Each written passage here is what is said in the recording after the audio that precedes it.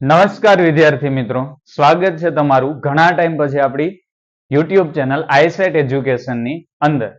ઘણા ટાઈમથી આ ચેનલની અંદર આપણે વિડીયો નથી આવ્યા, પણ હવે ટ્રાય કરીશ કે બને ત્યાં સુધી રેગ્યુલર વિડીયો આવશે.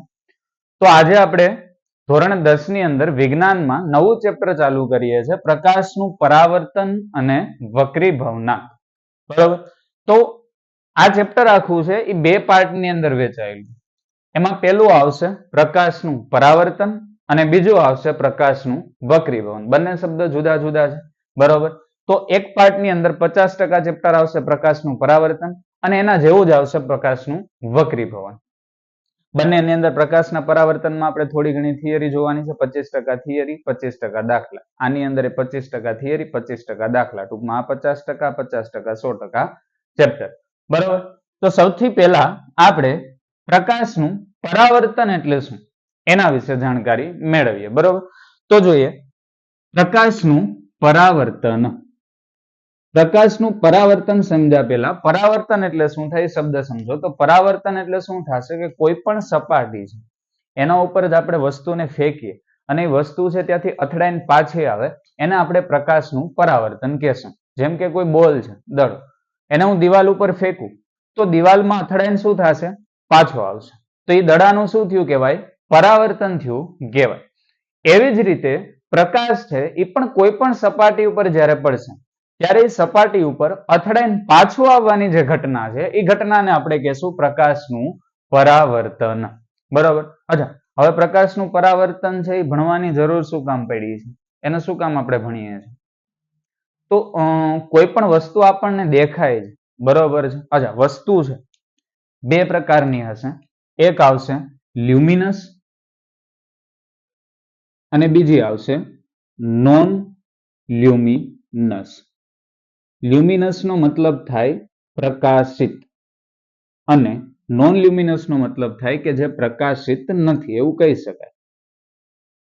બરોબર, બે પ્રકારની વસ્તુ હોઈ શકે. હવે લ્યુમિનસ એટલે કે જે પ્રકાશિત છે, કે જેને પોતાનો પ્રકાશ છે, એવી વસ્તુને શું કહેવાય? લ્યુમિનસ વસ્તુ. જેમ કે સૂર્ય છે, ટ્યુબલાઇટ છે, તો એને પોતાનો પ્રકાશ છે જેના લીધે આપણને દેખાય છે. જ્યારે નોન લ્યુમિનસ વસ્તુ એવી છે કે જેને પોતાનો પ્રકાશ નથી છતાં આપણે જોઈ શકીએ. શું કામ? તો કે કોઈ પણ વસ્તુ લઈ લો, આપણે મનુષ્ય લઈ લો, બોર્ડ લઈ લો, પેન્સિલ લઈ લો, માર્કર લઈ લો, ડસ્ટર લઈ લો, કોઈ પણ વસ્તુ લઈ લો કે જે નોન લ્યુમિનસ છે. એનો મતલબ કે જેને પોતાનો પ્રકાશ નથી છતાં આપણે એને જોઈ શકીએ. શું કામ? તો કે એના ઉપર પ્રકાશ પડે છે એટલે આપણને દેખાય છે. તો એવું વિચારો કે તમે એક રૂમની અંદર બેઠા છો, બાજુના રૂમમાં કોઈ વસ્તુ છે, હવે ત્યાં પણ એ વસ્તુ ઉપર પ્રકાશ પડવાનો છે, તો પ્રકાશ તો ત્યાંય પડે છે છતાંય તમને નથી દેખાતી બાજુના રૂમ વાળી વસ્તુ. તમે આ જે રૂમમાં હશો એ રૂમની અંદર તમને બધી વસ્તુ દેખાશે, બાજુના રૂમની વસ્તુ નહીં દેખાય. ત્યાં તો પ્રકાશ છે છતાંય નથી દેખાતી. તો નોન લ્યુમિનસ વસ્તુ છે એ પ્રકાશના પરાવર્તનની ઘટનાને કારણે દેખાય છે. હવે પ્રકાશની પરાવર્તનની ઘટના એટલે માની લ્યો કે અહીંયા કોઈ વસ્તુ છે, બરોબર. હવે સૂર્ય છે, અહીંયા એ સૂર્યમાંથી પ્રકાશના કિરણો છે એ આ વસ્તુ ઉપર પડે છે. હવે પ્રકાશના કિરણો જેવા સૂર્યના છે એ આ વસ્તુ ઉપર પડશે, એ અથડાઈને આપણી આંખ સુધી આવશે ત્યારે આપણને એ વસ્તુ દેખાશે. એનો મતલબ અહીં શું ઘટના થઈ? પ્રકાશનું કિરણ આવે છે, વસ્તુ ઉપર અથડાય છે અને આપણી આંખમાં આવે છે ત્યારે આપણે આ વસ્તુને જોઈ શકીએ છીએ. તો આ કઈ ઘટના થઈ? પ્રકાશ અથડાઈને પાછો આવ્યો, એને આપણે શું કહીએ છીએ? પ્રકાશનું પરાવર્તન. એનો મતલબ કે જેટલી પણ નોન લ્યુમિનસ વસ્તુ છે કે જેને પોતાનો પ્રકાશ નથી, એ બધી વસ્તુ આપણને પ્રકાશના પરાવર્તનની ઘટનાને કારણે જોવા મળે છે. બરોબર, હવે રૂમની અંદર આપણે બેઠા છો તો રૂમની અંદર કોઈ ટ્યુબલાઇટ ચાલુ છે તો આપણને બેન્ચ જોઈ શકીએ છીએ, બોર્ડ જોઈ શકીએ છીએ. કારણ શું છે? તો કે ટ્યુબલાઇટમાંથી પ્રકાશનું કિરણ છે બેન્ચ અથવા બોર્ડ ઉપર પડે છે, ત્યાંથી ભટકાઈ નહીં આપણી આંખ સુધી આવે છે, તો એના કારણે આપણને એ વસ્તુ દેખાય છે. એનો મતલબ ભટકાઈને પાછું આવવું એને આપણે શું કહીએ છીએ? પરાવર્તન. એટલે પ્રકાશનું કિરણ કોઈ પણ સપાટી ઉપર અથડાઈને પાછું આવશે, ભટકાઈને પાછું આવે, એ ઘટનાને આપણે કહેશું પ્રકાશનું પરાવર્તન. હવે પ્રકાશનું પરાવર્તન થવા માટે બે વસ્તુ જરૂરી છે. એક તો આપણે જોશે સપાટી અને બીજું સપાટી પણ કેવી હોવી જોઈએ? પરાવર્તક સપાટી. બરોબર છે. હવે માની લ્યો કે અહીંયા કોઈ આવી રીતે એક સપાટી છે, બરોબર છે. હવે પ્રકાશનું કિરણ છે કોઈ એ આ સપાટી ઉપર આવી રીતે પડે છે, બરોબર. તો પરાવર્તનની અંદર શું કીધું કે પ્રકાશનું કિરણ છે સપાટી ઉપર અથડાઈને પાછું જશે એટલે આવી રીતે વયું જાય. તો આ ઘટનાને આપણે શું કહીએ છીએ? પ્રકાશનું પરાવર્તન. અચ્છા, કોઈ કાચ હોય, બારી છે, બરોબર, જેમાં આપણે આરપાર જોઈ શકીએ, એમાં પ્રકાશનું કિરણ આપાત કરશું તો શું થશે? ભટકાઈને પાછું આવશે? નહીં, સીધે સીધું વયું જશે. એનો મતલબ કે મારે પ્રકાશનું કિરણ અથડાઈને પાછું લાવવું છે, એનો મતલબ પ્રકાશનું પરાવર્તન કરાવવું છે, તો મારે જે સપાટી જોશે એ જોશે પરાવર્તક સપાટી. કેવી સપાટી? પરાવર્તક સપાટી, કે જેના ઉપર પ્રકાશનું કિરણ અથડાય અને પાછું આવી શકે, બરોબર. હવે આ જે કિરણ છે, બરોબર છે, પ્રકાશનું જે કિરણ છે એ આમ અથડાય છે સપાટી ઉપર, કે આપાત થાય છે એવું કહી શકાય. એ જે કિરણ આપાત થાય છે એને આપણે કહેશું આપાત કિરણ. એટલે કે જે પ્રકાશનું કિરણ છે એ પરાવર્તનની ઘટનામાં સમાવેશ થાય છે કે જ્યારે કોઈ સપાટી ઉપર પડે છે એ કિરણને આપણે કહેશું આપાત કિરણ. હવે ભટકાઈને જે પાછું જાય છે, બરોબર છે, એને આપણે કહેશું પરાવર્તન થયું ને, ભટકાઈને પાછું ગયું એનો મતલબ શું થયું? પરાવર્તન. તો આ જે કિરણ છે એને આપણે કહેશું પરાવર્તિત કિરણ. હવે આપાત કિરણ છે એ વિચારો તો સપાટી ઉપર કોઈ એક બિંદુ ઉપર પડે છે. આપાત કિરણ છે એ સપાટી ઉપર આ બિંદુએ આપાત થયું છે, તો એ બિંદુથી આ સપાટીને એક લંબ વિચારીએ, બરોબર. એટલે આવી રીતે કે આ સપાટી છે, આપાત કિરણ છે, એ જે બિંદુએ પડ્યું છે પહેલા તો એ બિંદુને આપણે કહેશું આપાત બિંદુ. શું કહેવાય? આપાત બિંદુ. કે જ્યાં આપાત કિરણ છે સપાટી ઉપર આપાત થાય છે તે બિંદુને કહેશું આપાત બિંદુ. હવે આપાત બિંદુથી સપાટીને એક લંબ વિચારી, બરોબર છે. આપણી પરાવર્તક સપાટી છે, આપાત બિંદુ છે, ત્યાંથી એક આપણે લંબ આવી રીતે વિચારી લીધું. હવે અહીંયા બે ખૂણા બને છે. એક જોઈએ તો આ બાજુ આ એક ખૂણો બને અને એક આ બાજુ ખૂણો બને. આપાત કિરણ છે, બરોબર. પરાવર્તન ઇંગ્લિશમાં કહેશું આપણે રિફ્લેક્શન, બરોબર છે, અને વક્રીભવનને કહેવાય રિફ્રેક્શન. હવે જે રિફ્લેક્શન છે, બરોબર છે, એ આપાત કિરણ જે આવે છે એને આપણે કહીએ છીએ ઇન્સિડન્ટ રે. શું કહેવાય? Incident ray. અને જે પરાવર્તિત કિરણ છે એને કહેશું આપણે રિફ્લેક્ટેડ રે, બરોબર. ઇન્સિડન્ટ એટલે કે આપાત થાય છે અને રે એટલે કિરણ, એટલે આને આપણે કહેશું ઇન્સિડન્ટ રે. અને રિફ્લેક્શન એટલે પરાવર્તન થાય છે, એટલે આને આપણે કહેશું રિફ્લેક્ટેડ રે. હવે આપાત કિરણ છે એ સપાટીને દોરેલા લંબ સાથે જે ખૂણો બનાવે છે એને આપણે કહેશું આઈ, બરોબર છે. અને પરાવર્તિત કિરણ છે એ સપાટીને દોરેલા લંબ સાથે જે ખૂણો બનાવે છે એને કહેશું આર. આટલી વસ્તુ સમજાણી. આ જે આઈ છે એ આપાત કિરણ સપાટીને દોરેલા લંબ સાથે જે ખૂણો બનાવે છે એને આપણે કહીએ છીએ આપાત કોણ. પરાવર્તિત કિરણ છે સપાટીને દોરેલા લંબ સાથે જે ખૂણો બનાવે છે એને કહેવાય પરાવર્તિત કોણ. આપાત કોણને આપણે આઈ વડે દર્શાવશું, પરાવર્તિત કોણને આર વડે, બંને સ્મોલ. હવે આ જે ઘટના થાય છે પ્રકાશની પરાવર્તનના, એના બે નિયમો છે. ટૂંકમાં ગમે ત્યાં પરાવર્તન થતું હશે ત્યાં બે વસ્તુ થતી જ હોય. આ જે બે નિયમો છે એ જ રીતે એનું પરાવર્તન થતું હોય. તો એ કયા બે નિયમો છે? તો એની અંદર પહેલો નિયમ આવશે,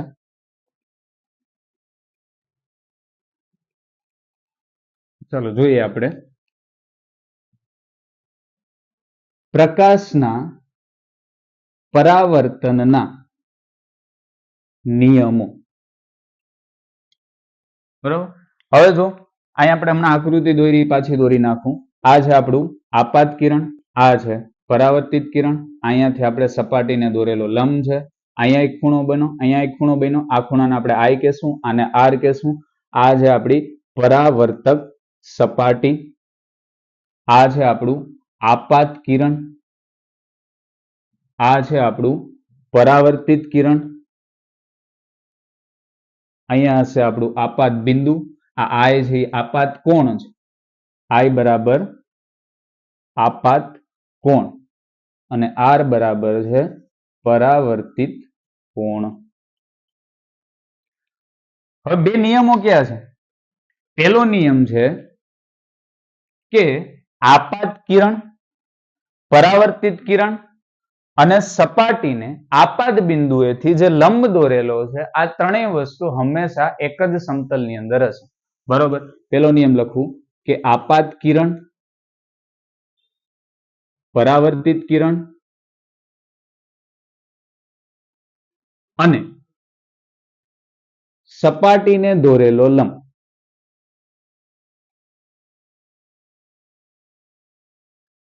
એક જ સમતલમાં હોય છે. આનો મતલબ શું થાય? માની લ્યો કે આ એક સપાટી છે. બરોબર. હવે આપાત કિરણ છે એ અહીંયાથી આવી રીતે આપાત થાય છે તો પરાવર્તિત થઈ ટૂંકમાં અથડાઈને કઈ બાજુ જશે? આ બાજુ.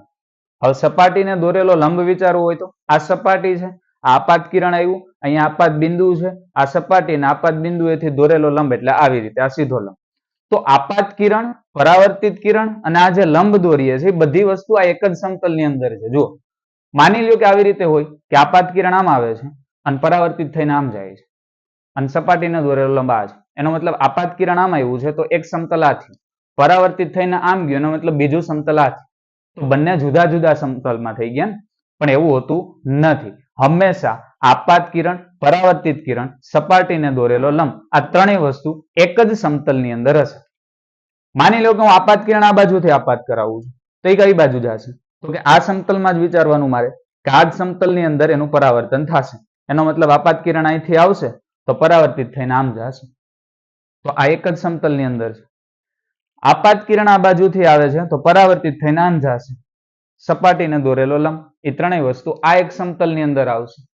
એનો મતલબ કે આપાત કિરણ છે, પરાવર્તિત કિરણ છે, આ બધી વસ્તુ છે એ એક જ સમતલની અંદર છે.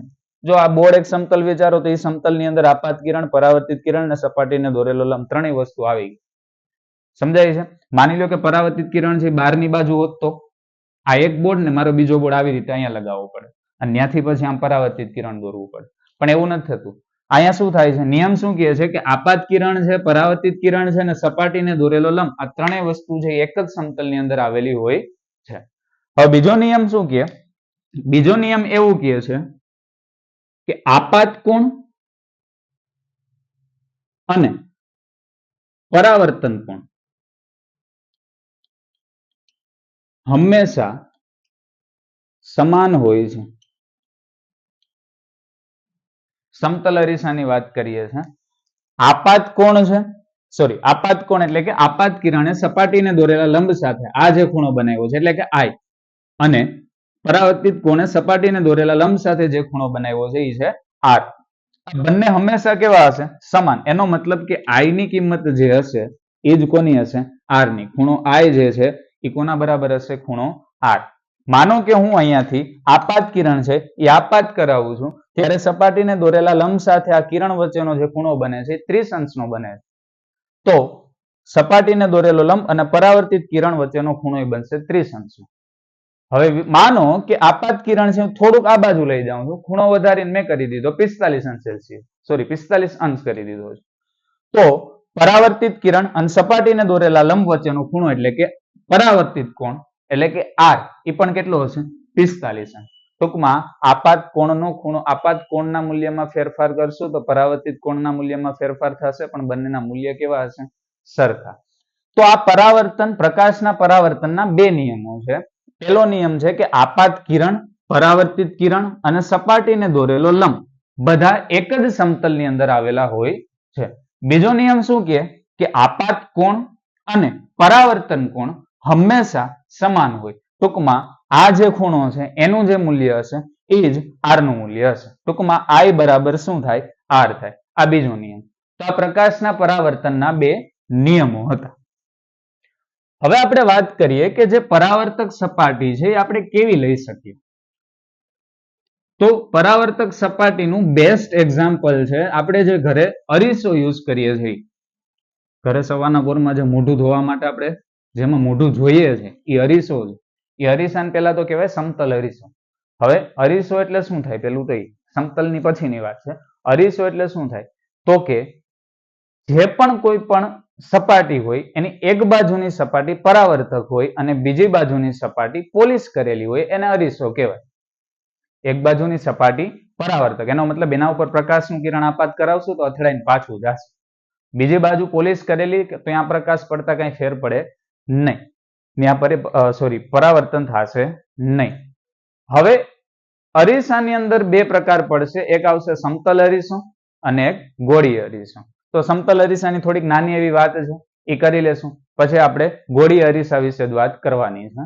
તો અરીસો એટલે શું? તો કે જેની એક બાજુની સપાટી પરાવર્તિત હોય અને બીજી બાજુની સપાટી છે એ પોલિશ કરેલી હોય. હવે સમતલ અરીસો એટલે તો કે જે અરીસાની સપાટી છે એ એકદમ સમતલ હોય, એટલે કે સીધી હોય, એને શું કહેવાય? સમતલ અરીસો કહેવાય. હવે વિચારો કે આ છે સમતલ અરીસો આવી રીતે, બરોબર.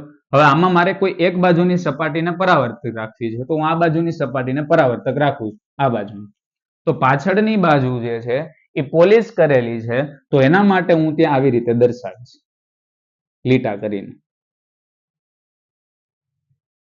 બરોબર. આ બાજુની સપાટી શું થઈ ગઈ? પરાવર્તિત. અને આ બાજુની સપાટી જ્યાં લીટા કર્યા છે, બરોબર, ડેશ ડેશ ડેશ ડેશ, એ શું થઈ ગઈ? પોલિશ કરેલી. અને સપાટી કેવી છે? એકદમ સીધી છે, સમતલ છે, ક્યાંય ઉબડ ખાબડ નથી, ક્યાંય વાકી ચૂકી નથી, વક્રાકાર નથી. તો આવી સીધી સપાટી હોય છે, તો આવા અરીસાને આપણે કહેશું સમતલ અરીસો. શું કહેવાય આને? સમતલ અરીસો. ચાલો, હવે આ ચેપ્ટર ની અંદર ઓમ જોવા જાય ને તો આપણે બે વાત કરવાની છે. એક તો કોઈ પણ વસ્તુ હશે અને વસ્તુના લીધે એનું પ્રતિબિંબ બનતું હશે. પ્રતિબિંબ ક્યાં બનશે, કેવડું બનશે અને એનો પ્રકાર કેવો. હવે વસ્તુ એટલે તો તમને સમજાઈ ગયું. બે પ્રકારની આપણે જોઈ, લ્યુમિનસ અને નોન લ્યુમિનસ. કોઈ પણ હોય એમાં જો નોન લ્યુમિનસ હશે તો એમાંથી કોઈ પણ પ્રકાશનું કિરણ આવશે, અથડાઈને અરીસામાં જશે, બરોબર. તો હવે પ્રતિબિંબની વાત કરીએ તો પ્રતિબિંબ મેં તમને કીધું છે કે બે પ્રકારના હોય છે, વાસ્તવિક હશે અને બીજું આભાસી હશે. હવે એટલે શું થાય? તો પ્રતિબિંબ જે બને છે, જો વાસ્તવિક પ્રતિબિંબ હોય એનો મતલબ કે જે વસ્તુ રાખી છે એનું જે પ્રતિબિંબ બન્યું છે, હરીસામ શું થશે? આપણે સામે ઉભા છે તો આપણે દેખાશું, એનો મતલબ કે આપણે વસ્તુ છે અને જે દેખાય છે એ પ્રતિબિંબ. તો પ્રતિબિંબ બે પ્રકારના હશે, એક હોય વાસ્તવિક અને બીજું હોય આભાસી. હવે વાસ્તવિક પ્રતિબિંબ એટલે એવું પ્રતિબિંબ કે જે અરીસાની આગળના ભાગમાં બનશે અને જેને પડદા ઉપર ઝીલી શકાય. પડદા ઉપર ઝીલી શકાય એનો મતલબ કે ત્યાં આપણે કોઈ પડદો રાખશું, બરોબર, તો એના ઉપર દેખાશે પ્રતિબિંબ કોઈ પણ વસ્તુનું, તો એને કહેશું આપણે વાસ્તવિક પ્રતિબિંબ કે જે વાસ્તવમાં બનતું હશે. અને આભાસી પ્રતિબિંબ એટલે એવું પ્રતિબિંબ કે જે અરીસાની પાછળના ભાગમાં બનતું હશે અને જેને પડદા ઉપર ઝીલી શકાતું નથી. હવે સમતલ અરીસો છે એમાં જે પ્રતિબિંબ બને છે, વિચારો કે સમતલ અરીસાની સામે તમે ઉભા છો અને કોઈ પડદો રાખો સામે, તો શું પડદા ઉપર તમારું પ્રતિબિંબ દેખાશે? ન દેખાય. અરીસાની અંદર દેખાતું હશે. એનો મતલબ એ ક્યાં બનતું હશે? અરીસાના પાછળના ભાગમાં બનતું હશે. બે પ્રકારના પ્રતિબિંબની વાત કરી. પ્રતિબિંબના બે પ્રકાર હોય છે, એક હોય વાસ્તવિક અને બીજું હોય છે આભાસી. વાસ્તવિક પ્રતિબિંબ છે એ અરીસાની આગળના ભાગમાં બનશે અને બીજી વસ્તુ કે જેને પડદા પર ઝીલી શકાય છે, ટૂંકમાં એનું પડદા ઉપર પ્રતિબિંબ બનાવી શકાય. હવે આભાસી પ્રતિબિંબ છે, આભાસી પ્રતિબિંબ છે એ અરીસાની પાછળના ભાગમાં બનશે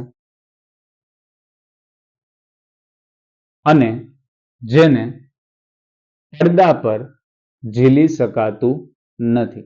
હવે પાછળના ભાગમાં એનો મતલબ શું થયું? અરીસાની અંદર બનતું હોય, અરીસાના અંદરના ભાગમાં બનતું હોય, તો એમાં કેવી રીતે પડદા ઉપર આપણે ઝીલી શકીએ? આ ક્યાં બને છે? અરીસાની આગળના ભાગમાં. એટલે કે અહીંયા અરીસો હોય, બરોબર છે, કોઈ બી એની સામે આપણે ઉભા છો તો એમાં તો પ્રતિબિંબ દેખાતું હશે, પણ સામે કોઈ પડદો રાખશો એટલે શું થશે? એમાં ઈ પ્રતિબિંબ દેખાશે. એટલે એને પડદા ઉપર આપણે શું કરી શકીએ? ઝીલી શકીએ. અરીસાના આગળના ભાગમાં બનતું હોય છે એવા પ્રતિબિંબને કહેશું આપણે વાસ્તવિક પ્રતિબિંબ. તો સમતલ અરીસાની વાત કરું તો સમતલ અરીસાની સામે જ્યારે આપણે ઉભા હોય ત્યારે આપણે જોઈ શકીએ કે પ્રતિબિંબ જે અંદરના ભાગમાં બનેલું હોય, એટલે કે અરીસાની અંદર બનેલું હોય છે. તો અરીસાની અંદર બનેલું હોય એનો મતલબ એ ક્યાં બન્યું છે? અરીસાની પાછળ. તો સમતલ અરીસો છે એ પ્રતિબિંબ રચે આભાસી.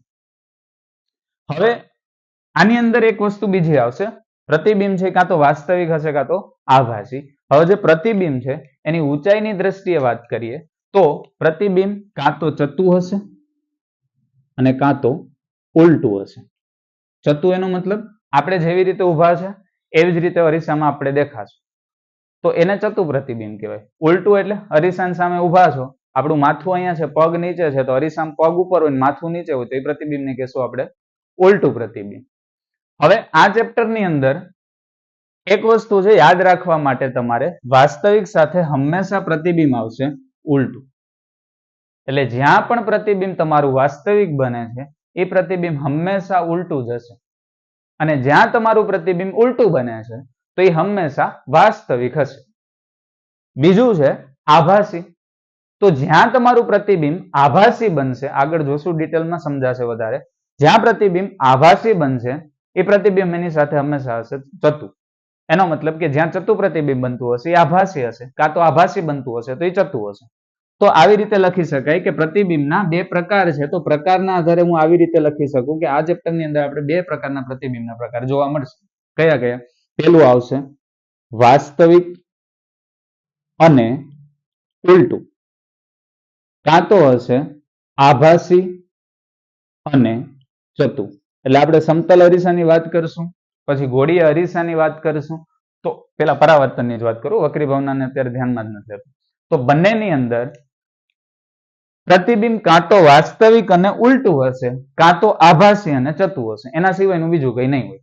પ્રતિબિંબના પ્રકારની વાત કરું છું, તો પ્રતિબિંબના પ્રકારની વાત કરશું તો કાં તો વાસ્તવિક અને ઉલટું હશે, કાં તો આભાસી અને ચતુ. હવે આની અંદર એક પ્રશ્ન આવે કે સમતલ અરીસો એટલે શું? સમતલ અરીસા વડે રચાતા પ્રતિબિંબના ગુણધર્મો જણાવો. શું પ્રશ્ન આવી રીતે પૂછાઈ શકે કે સમતલ અરીસો એટલે શું?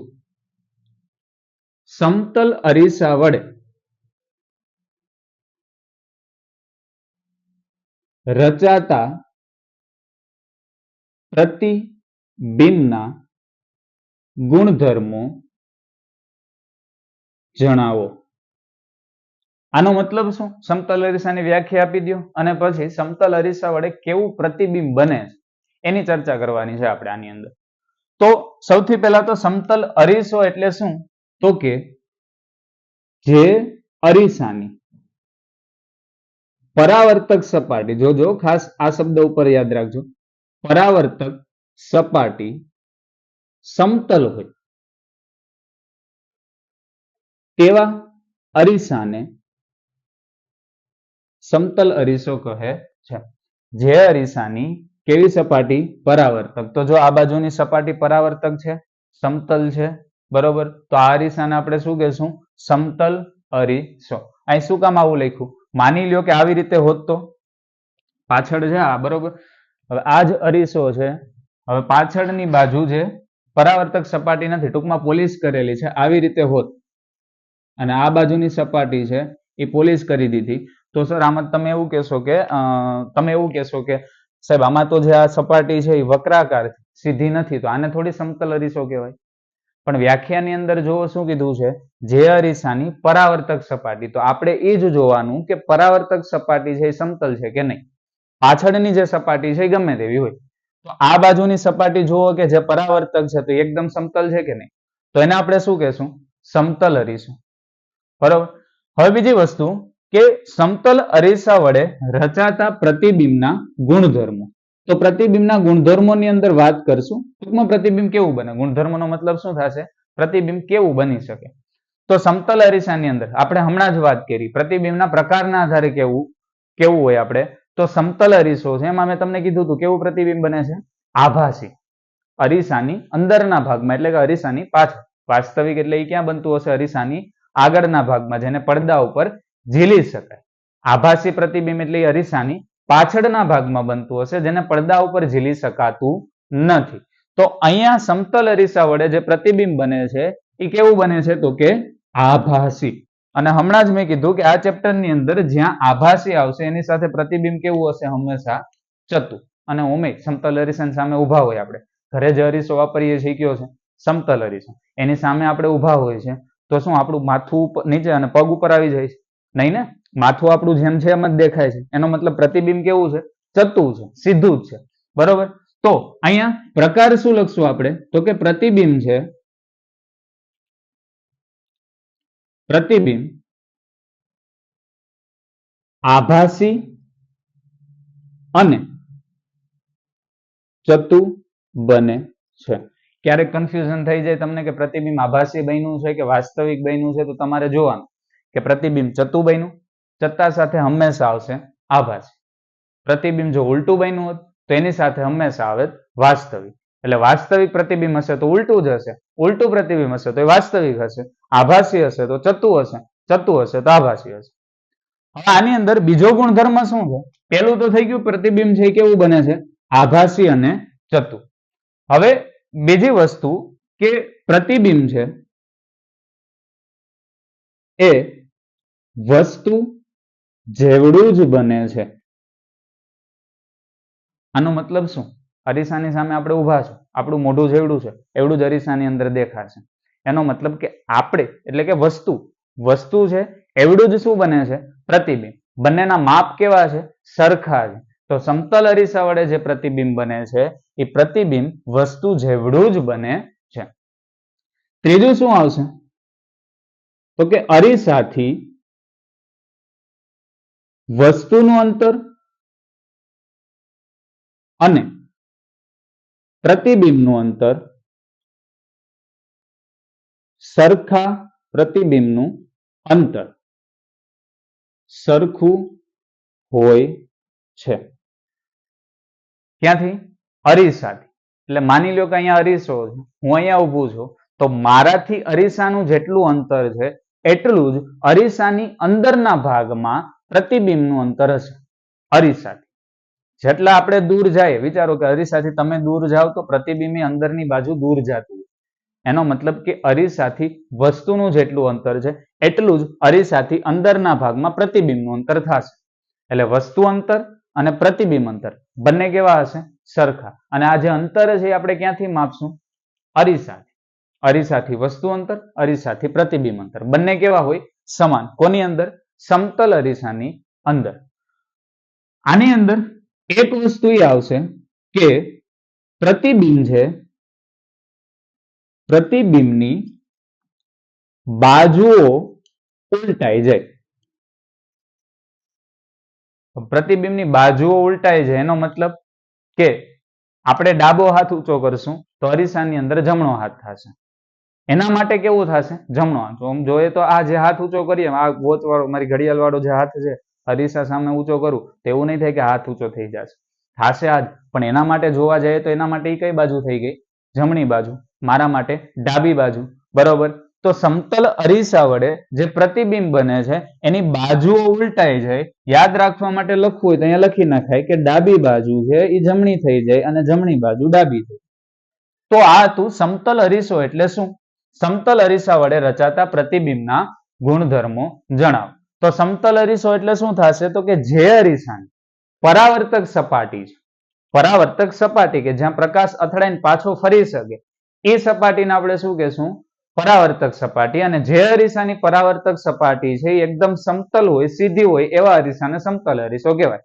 એના વડે જે પ્રતિબિંબ બને છે એના ગુણધર્મો છે એ ચાર પ્રકારના છે. એમાં પેલું આવશે કે જે પ્રતિબિંબ બને છે એ કેવું બને છે? તો કે આભાસી અને ચત્તુ.